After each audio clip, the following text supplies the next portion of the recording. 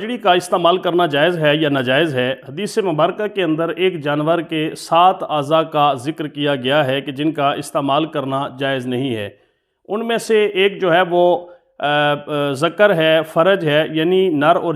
مادہ جانور کی جو شرمگاہیں ہیں، اس کے علاوہ مثانہ ہے، غدود ہے، پتا ہے،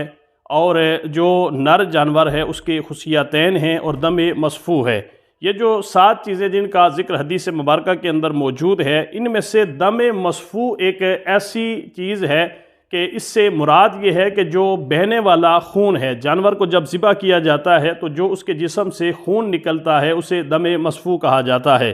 قرآن حکیم کے اندر اس حوالے سے آیت کریمہ موجود ہے، اور آیت کریمہ کے اندر بھی اس کو حرام کہا گیا ہے۔ اس لیے یہ نص قطعی سے دم مصفوح کا حرام ہونا یہ ثابت ہے۔ باقی جو 6 چیزیں ہیں حدیث مبارکہ کے اندر ان کی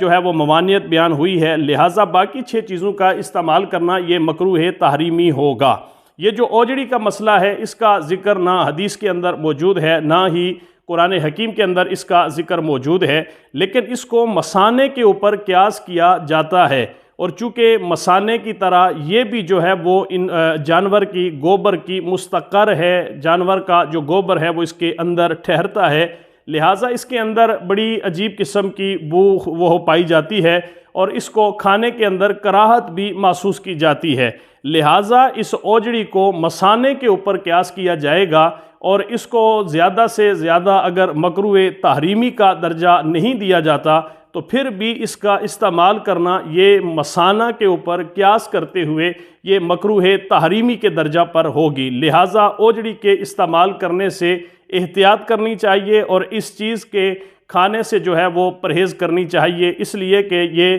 مثانے کے اوپر قیاس کرتے ہوئے یہ بھی مکروہ تنزیہی کا درجہ رکھتی ہے۔